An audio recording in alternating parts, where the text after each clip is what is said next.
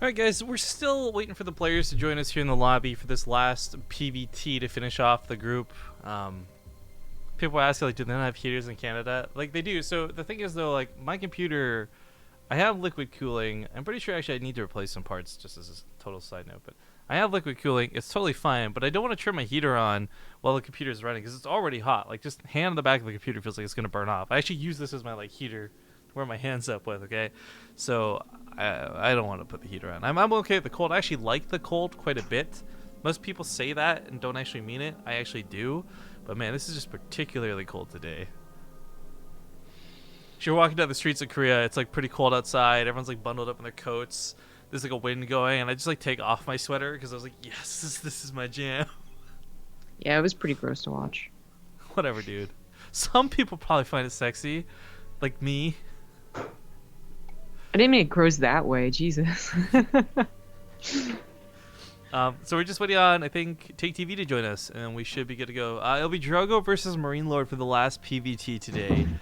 And after this, I'm going to snuggle up in my covers and just like the best is like when you're snuggled up under your covers and you get that nice warm going for your body heat, but then it's still cold outside. That's a good type of like snuggly. Yes, you're right. That is the best type. That's like the best reason for cold weather. Oh, and snow days. When you wake up at 8 in the morning, your parents are like, snow day, and you're like, oh, Jesus. Snow days are great when I was a kid. Now as an adult, I'm like, fuck, I can't take my bike outside. There's nothing I can do. Oh, excuse me, guys. Oh, yeah, I hate snow now because it's like terrifying to drive. So, it's, I just don't drive. Actually, the worst was like not snow. Snow is actually okay, whatever you're driving, like that's annoying and scary and whatever. But like ice, because like I used to ride an electric bike around, which I know it sounds totally dorky and whatever, but that could go up to like 40 kilometers an hour, and on icy roads, like that was scary. That was super scary. Like that was worse than snow roads, in my opinion. Yeah, agreed. But okay, the game's finally gonna get started. Let's get this party going on Frost for this first game, the final best of 3 today. A small comment about things we had discussed though during the break and in actual consideration of concern is we're gonna have to see as we cast a couple more things if all Terran games are gonna be like 0 or 60 type thing. Like the first 2 out today was kind of lame and over quick. The rest of the games have been really long and dragged on, and that's not a bad thing at all, but it does change the pace at which we schedule things around. And suddenly, perhaps best of 5s are no longer the better option. We don't actually know. Maybe. Regardless, though, thank you all for tuning in. Spawning here in the top right side, we got the red Terran player playing for Millennium, and the last spot in the group, it's MarineLorD. In the bottom right says the blue Protoss. He is Drogo. Okay, so for Drogo's sake, for MarineLorD's sake, I mean, France versus France, all this goodness aside, the fact that they're friends, the fact that they played on ladder, all this aside for the moment, there is only one spot remaining to go through to the round of 8. And both players have actually played a lot of this. Like, for those who don't know, Top Dogs is not just this one-off tournament we're casting. Top Dogs is actually a tournament that's been run through Underdogs and other things for a long time, and O Gaming has been running these consistently. We've seen MarineLorD appear there many times in the top. Same with Drogo. So it'd be it's a bit surprising that both of them aren't going to get through. Yeah. Wait, who got through? The laser in first. Oh, laser, right. Okay, well, no, wait a second. The names are there for Drogo and MarineLorD, and then BCQD was kind of like the wild card, but a laser not only being virtually like a really good player, but also just the way that Zerg seems to be viewed in this patch. Yeah, so you should, I guess, expect them to go up first. For me, I'm not even considering the fact that like these guys were in WCS or not, right? Like a laser was in BlizzCon, like he did good to get there and all that. That being said, though, when it comes to new patch, I completely disregard everything I know about players' current status and only consider things that are, relevant to them. Like, are they a weird player? Do they just copy pros' builds and emulate it with better micro? Like, how do you play the game? And for a lot of these guys, honestly, they just play the game rather dull and nothing too fantastic.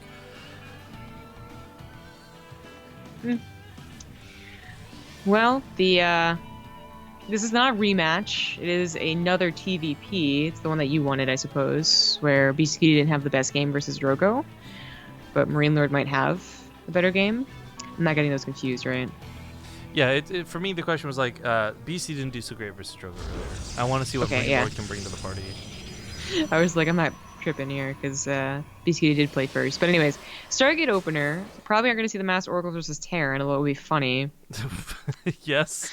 I will say, honestly, the one thing I really liked about that build, more so than the actual, the Oracle damage, the stasis traps. He had them littered all over the map, and it was really cool to see so many units get caught by them.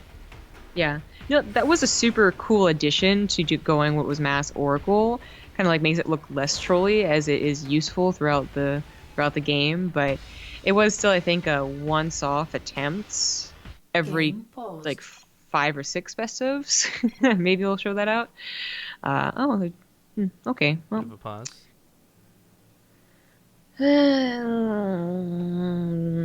Puts a pause on our momentum too. Am I right? Yeah, MarineLorD's gonna go for what looks to be another like a just standard opening marine drop, although it is on one base, which is important to note. And Drogo's Stargate opener might not just be for the offense, but rather for the defense as well. Phoenix is able to take care of that medevac, let them in Widow Mines. I'm not the referee for once. Yeah, they do. So I thought this was funny. I like that they do a countdown here, but they did a countdown on the recover game too. And I was just thinking, like, yo, you already do like a countdown for that, like. Yeah, in the recover game, you already do it. Oh well. So what has Drogo scouted? MarineLorD tried to stop him from scouting, but I think he's still scared of the lack of the command center and the factory on the way. So the Phoenixes really are going to be the catch-all. But what MarineLorD is doing is not what I would expect on Frost. It's what I expect on Frozen Temple. Oh, Marine's charged into the middle of the map. That SCV looking to build a bunker of sorts. The tank comes in with more SCVs with it, so repairs aplenty available. I mean, the turret, the whether there's turrets or not, actually, is there an engineering bay? No, there's not. So turrets are not going to be an option, sadly, but the bunker's still going to prevent the Phoenix from lifting everything up. Not to mention give the Marines a little bit of extra range. Does the tank kill the pylon faster? Yeah, it would kill anything armored faster, right? Yeah. Well, I mean, like, more shots or less. But, yes, absolutely. It's like 20 extra damage. Okay. Well, the pull on it, like, that actually took care of it really well. I mean, it's cool that the tank push now has something added to it other than just being good against the units. It also takes down the pylons faster. I like the idea, but I also like Drogo's response. Yeah. The Phoenixes were going to be great, I think, pretty much regardless, and they were here.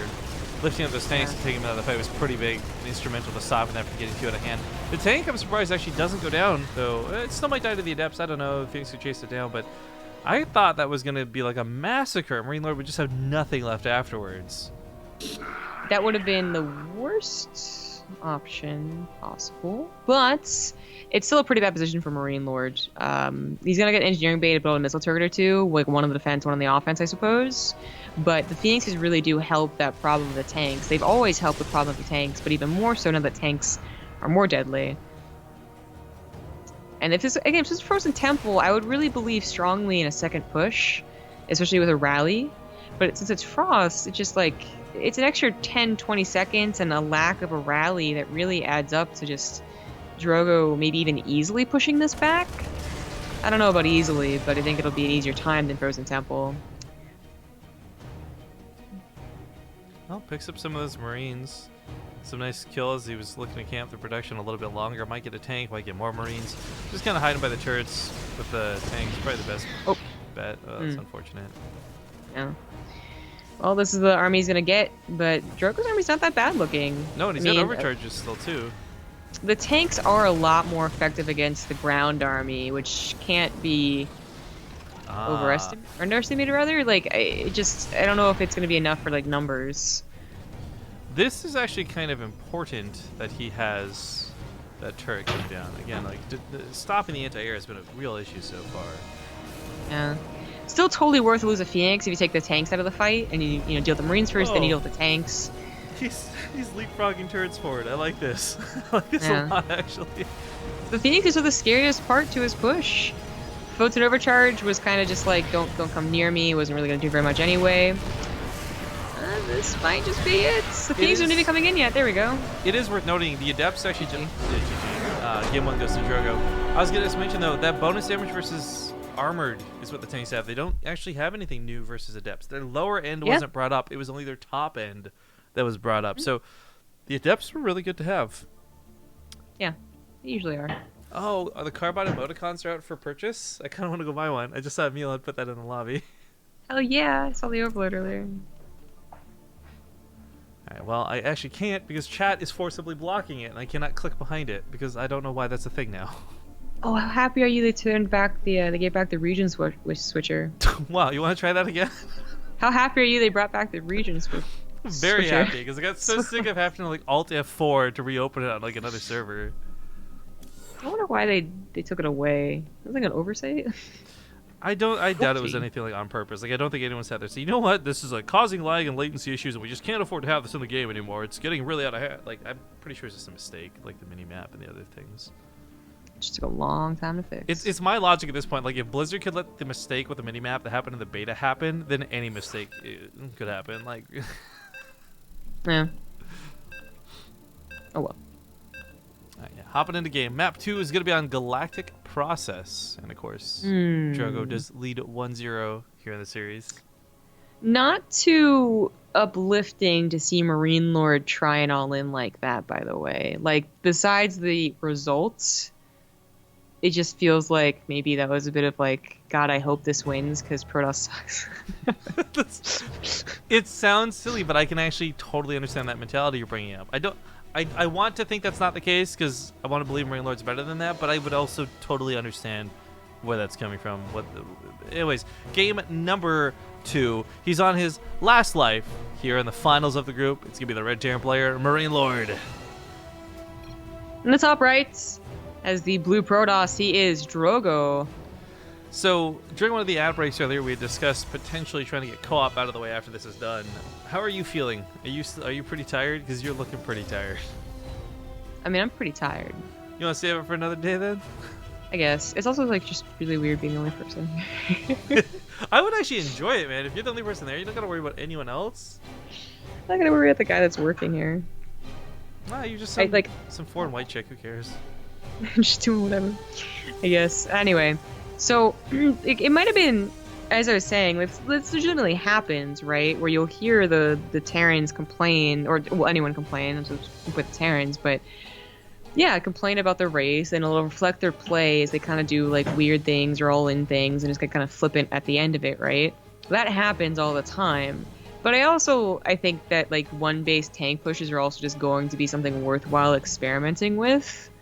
So it's not like I'm judging MarineLorD harshly for it. It just isn't a great start, and I think he would agree, being pushed back like he was.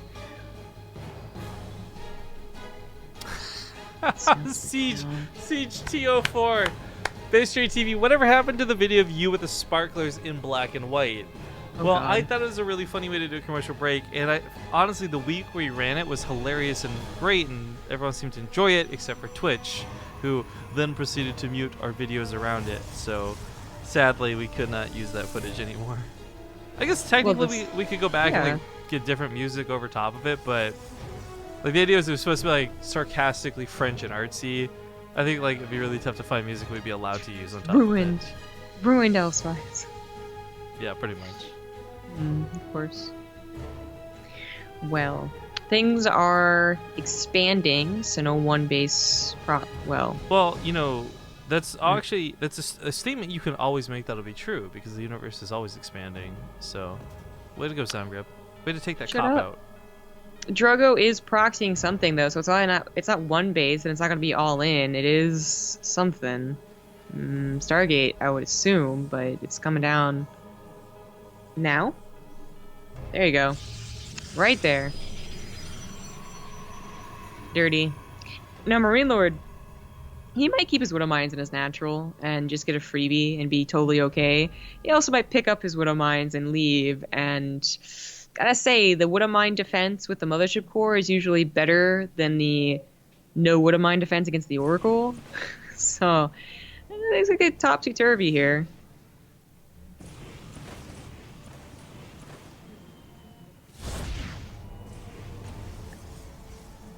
The Oracle, or excuse me, the Reaper's not going to see too much.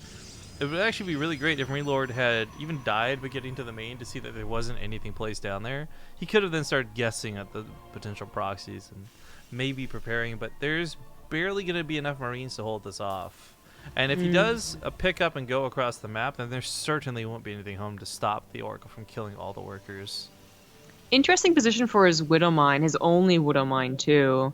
Like, I understand there's some maps where the pathway of the Oracle is so obvious, you're good to go. But this is not even obvious, even if it wasn't proxied. So it's weird. Well, is he going to pick up a go?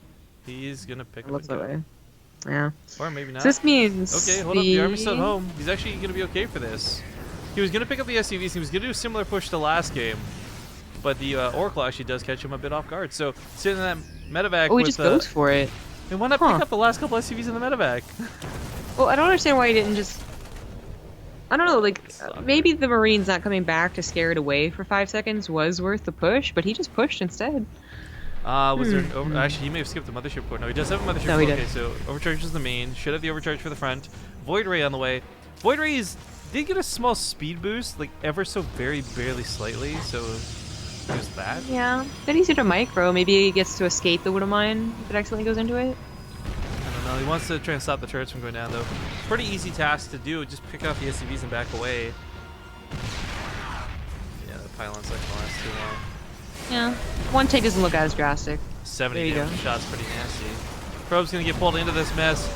Widow Mine's gonna splash damage them all, though, and that's where that Widow Mine works out really nice. But the tank goes down, and the Adepts push this back, and MarineLorD. Ah, the Oracle. No, the Void Ray? Wait, what is that down there? It's a Void Ray. He could have kept going with it, too. I don't know why he's pulling back.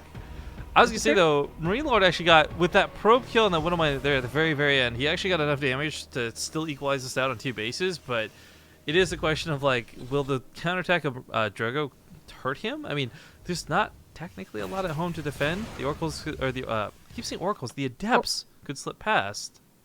Here's where the Void Ray is probably going to be very useful to bust. Take out It's busting on the rocks, actually. Yeah, have them all come from the north side, don't expect it. I actually think that the Void Rays, both of them, even if they were to suicide for it, to get the Liberator would be huge. Not to mention they could easily get the tank under it, but bunker, turrets, 2 turrets even. MarineLorD's not exactly going to be an easy target. No, he has the best defense he could possibly have, I think. Unfortunately, this means that he's not getting very much production. This is like, 300 minerals in the supply depots in the bunker, 400 with the missile turret, and that could have been 2 extra barracks. So even if he holds, it's something where Drogo could probably leave, take a 3rd base, and feel pretty comfortable macroing. No, but he's going to go for it. Turret's going to be the first thing to go. Tries to get the repair a little bit too late. So it will fall. Now no turret covers the back end of this. The Viking takes out one of the Void Rays. However, there's still that Liberator that needs to be dealt with. Void Ray still on prismatic alignment, so it's going to melt. It's going to die. The ground army disappears, and MarineLorD holds on to this. It wasn't that good. I think he thought the Adepts were going to do a lot better when they shaded in. I thought they were too. But they were going to... I guess they were targeting too many things, basically. The Marines and the SCVs. And there wasn't enough of them. So... And then luckily, Drogo, he can replace that army, but he didn't get a 3rd base while this was happening, and that's where he could have gotten ahead, I think, and also pulling back instead of committing. It smells like oatmeal right now. I'm so jealous. Well, whether it was desperation or not, the 3rd base finally comes down, and it is fairly lead. And all things considered, another turret came down as well, so the Oracle's not going to be able to stick around forever. Only 2 more SCVs go down. Not really killing the Marine or the SCV count. The 3rd command center gets stalled out a little bit. Okay, it's a bit annoying, but it's actually going to be on location faster than Drogo's will be. That's true, unless he can stall it out somehow. It is going to be mech for MarineLorD, so I was going to talk about the stim timing, but if it's not the stim timing, it's still production timing. He went for the defense first, and then he went for command center, so now only just now are the factories going to be finishing up. Well, maybe not. The Oracle's going to be really annoying once again. Psych. Gotcha. Yeah, they didn't come back in here. They placed a stasis trap at that 3rd. That would have been super annoying to deal with. And they probably should have done that first. Drogo's going to respond with initially Charge Law at Archon. He did transfer over into carriers in the game against Beastie Cutie. Going to get Immortals as well from that Robo for sure. But the situation where before, if MarineLorD had tried to counter after holding the counter, type deal. Drogo could have had maybe 60 army supply if he had just not committed to the attack. Now at 30 on Galactic Process in the third base having to be protected, I'm really scared for Drogo. Well, someone in chat asking, by the way, how many shots to kill a stalker. It's 3, guys. It's 3. Apparently it's only 2 if it's fully upgraded. It's 3, guys. It's 3.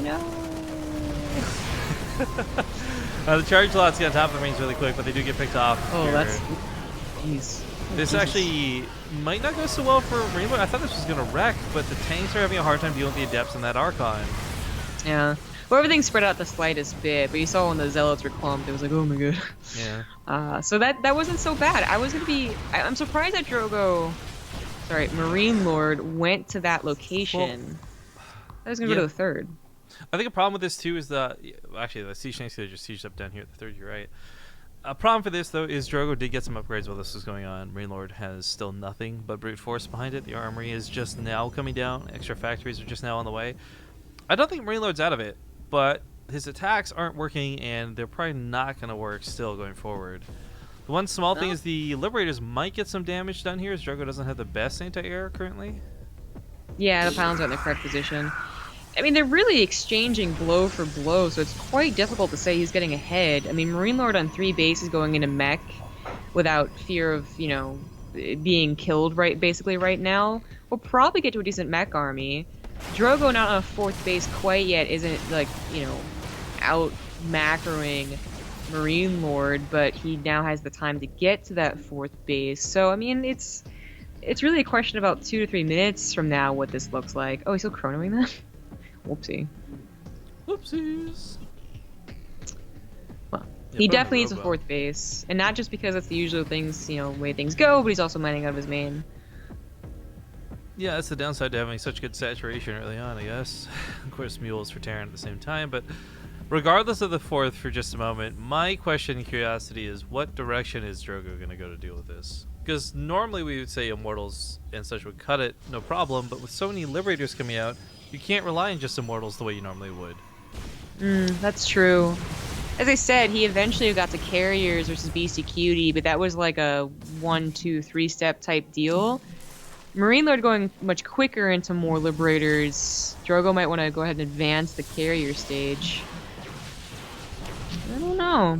It's all going to come down to positioning, of course. If the Liberators, get sniped by the Stalkers, then more power to the Gateway army, but if they get to a decent ramp position, and there's a lot of those on Galactic Process, Drogo could have a very difficult time dealing with this mech army.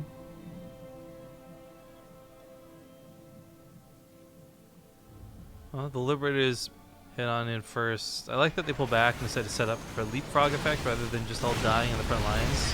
That being said, tanks underneath them, good compliments. These Stalkers can't get anywhere close enough to shoot them out of the sky.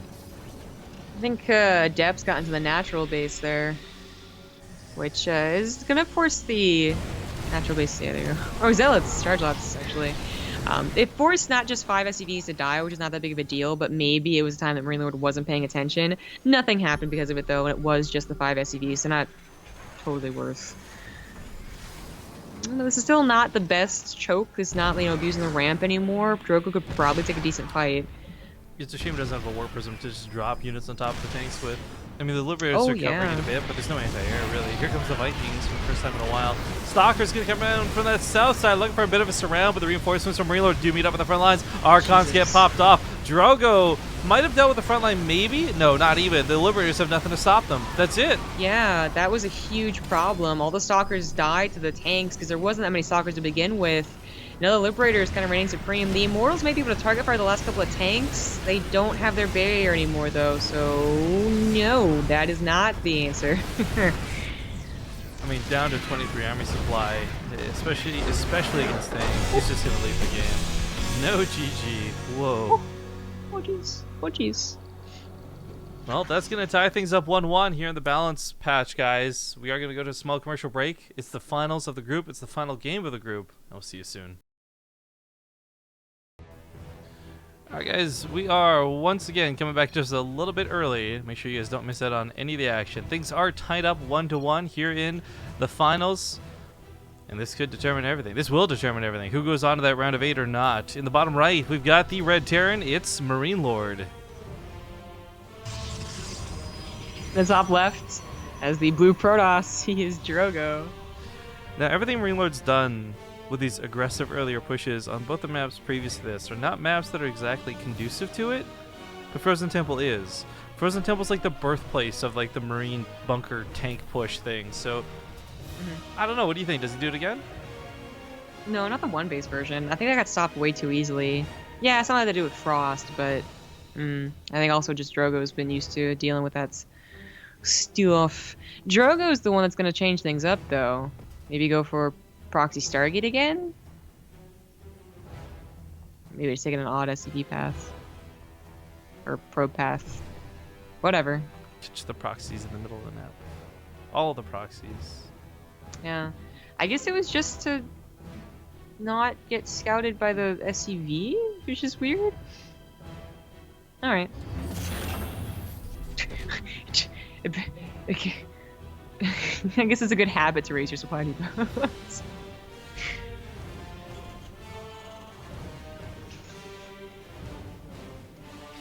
Well, regardless of the hole in the wall that makes the raising of the depot regardless, or I mean irrelevant, you're right. It's so nice to get my habit. I know that I am probably the worst at raising depots. I'm trying to raise them as units are already running past them and still pressing that button like somehow it'll push them off. Yep, exactly. There should totally be like an advanced mechanical servo upgrade or something that you could press that would totally like kick units off the depot and just force it up. Like carb animation style of the Marine jumping on supply depots, it becomes like a trampoline. Ah! Something like that. That was an amazing imagery. Okay, so Drogo didn't proxy right off the bat. He got a scout first, which isn't a bad idea, right? Like whether they're one basing or two basing is important for your knowledge defensively as well as like how effective your attack is going to be. But it wasn't a proxy Stargate; it was proxy pylons. And for Drogo, I mean, to come in and do this, this is going to be really aggressive, but this is also kind of old school. And I wonder if there's anything new that deals with this any better. The Cyclones clearly wouldn't deal with it better, actually. Cyclones would deal with it worse than they would before. Oh, yeah. Good point. I think someone brought that up on Twitter, and I forgot about it. Ooh, that is interesting, because usually the Cyclone is the answer to dealing with this for sure. Otherwise, this can snowball. Well, the Marines actually get run around in the main. The deck got a little bit greedy, so he could have killed the Reaper or the Marine. Ended up getting knighted for it. Still, though, the depots are busts, and if he wants to pop another overcharge, he can certainly stop that reactor. But there's not exactly a huge all-in coming behind this yet. Drogo actually has a Stargate on the way, and more gateways building. Well, that's so dirty, because what follows this up, whether it's, you know, more gateways or Stargate, but if it's a Stargate, usually the Cyclone takes care of the Mothership Core, the Pylon, and any Stargate follow-up. But because he had to go for a tank, yeah, the Vikings got to be in that good location to stop the Orc from doing damage, which I think MarineLorD was probably expecting. Well, he falls back from this, and it's not like Drogo's any worse for wear for it. He almost took a little bit of damage back on the other side of the field, but up almost 10 workers. It's actually a pretty nice spot to be in. If MarineLorD puts a Viking in the main and the Marines then naturally, should be good against the Oracle. Unfortunately, the Oracle just is like, it's going to have the ability to kill a couple of units as opposed to the old Cyclone where if it got a lock on, the Oracle just almost always died.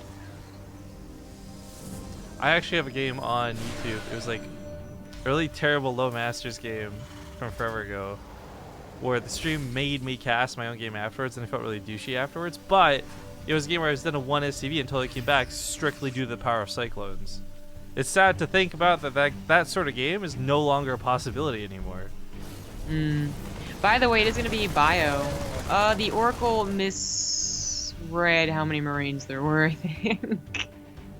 Or something, or didn't see the medevac, I'm not sure. But the Adepts come in with 2 Oracles, and that's always scary. But one Oracle is now dead.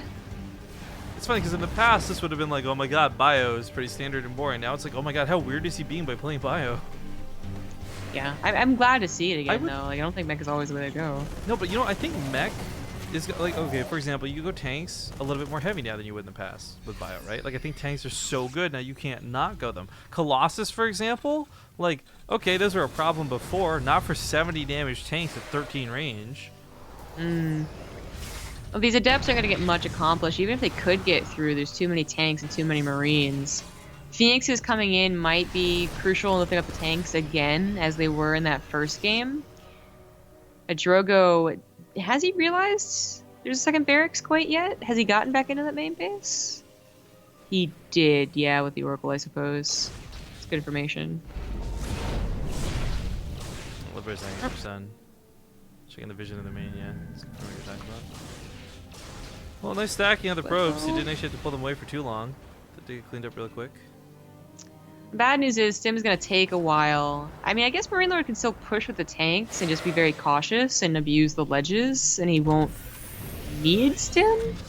But it's always scary to go without Stim or without Medivacs, like either one, when you're a Terran player. He's going to try. At least move the Adept off his third base. I didn't realize how late Resonating Glaives was coming in, but I guess he wasn't expecting Bio, so there wasn't like a necessity for it before. Yeah, he also had, of course, the whole pylon and the Stargate, so... it's a question of basically how much damage do they both take before they both have their upgrades, because Resonating Glaive and Stim are kind of close to each other. And MarineLorD should be doing a lot of damage with this, but this is a position that the Terran just, you know, they're just going to hold for like a super long time. Especially with those lizards. Yeah, leapfrogging with those is going to be really nice. Help to shoot down the Phoenix, but also maybe buy a bit of extra soaking. The Bio doesn't have Stim. This actually could go really bad for him. I don't know. Tanks can get some nice shots to start, but they got to shoot the Stalkers, not the Adepts. The Adepts get cleaned up by the Marines, and now it looks like Drogo's in a lot of trouble, actually. Drogo's in like almost game over territory. Well, I'm not sure why Drogo pushed in there, not just because, like, questionable engaging into that, but also it was right before all of his upgrades.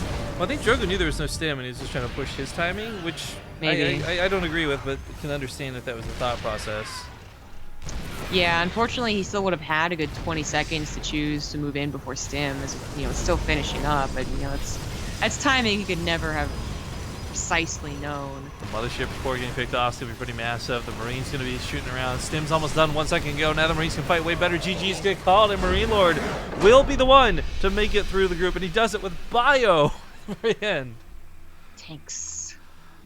Yeah, I think tanks are going to be really, really influential. I'm actually just, based off the games we saw today, it feels like Bio is the core of your army, but the new tanks added into it seem to be the best bet to do things. Yeah, exactly. Well, regardless, folks, today was a great day. Lots of good casting. Tons of people tuning in, which is always nice to see. Group D was what we played today, but Group C actually still has to play out. And that got rescheduled due to Bjorn having to take his acceptance at the Korean Esports Award thing. So that's supposed to be on the 25th. Same time, here on the channel, all that good stuff. Yeah, it'll be the 25th. I do need to comment that we wrote SGL on our calendar because we had been invited by a Chinese guy to come cast it, but now that might not be the case anymore. I'm not sure. They're sounding like they want to be exclusive with Wardy, so that's a question mark as to whether we'll be doing those or not. But the IEM qualifiers coming up, the Top Dogs, Lee Fang Cups, you guys name it, we'll be doing those 100% for sure. So I hope you'll keep tuning in. And if you're new to the channel, make sure to follow. That way you come back and don't miss any of the action. Got to give a quick shout out to all of our sponsors down below. G2A.com, use promo code BASE. You'll get 3% cash back on your purchases. Save up, get some free games later. We got Wood Watches. Yord Wood Watches. They're going to be implementing a holiday sale most likely. It's nothing confirmed yet, but they usually do. I'll be meeting with them later this week to talk about it. Just go to woodwatches.com/base to get your promo code, and if you do buy things with our code, it contributes directly to the next big esports event with them. They have like a little bar counting it up and all that good stuff, so check it out. Cheers for Gaming. I checked this out earlier. We kind of, as a joke, shouted them out, but I guess they're redoing their website right now, so that's a bit awkward. But if you want DX Racers, make sure to check them out in the future. And then last but not least will be Corsair and all their gear, all their gaming equipment. Click the links down below to find out more. Make sure to follow our YouTube as well, youtube.com/BaseTradeTV. We upload all of our stuff there. If you missed the Alima League finals, go watch those. We got to cast live in Korea. It was amazing. So check those out.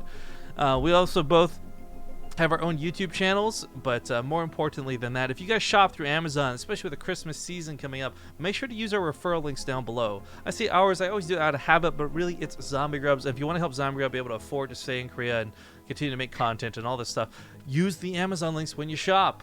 Other than that, subscribe to the channel, stick around, come back for more, and Zombie Grub, I'm done talking. Any final words from you, madam? That's a super good point about Amazon and Christmas shopping. But follow me on Twitter at CG Gaming and my YouTube.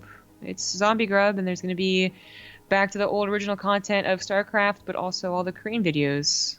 Nice. Yay.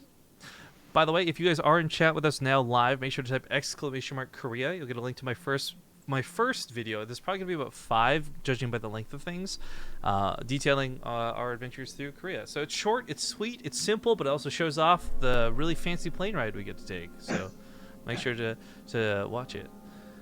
But now we got to find somebody to host as we end the stream with some commercials. Thank you guys for watching. We love your faces, and we'll see you tomorrow, one way or the other. Bye.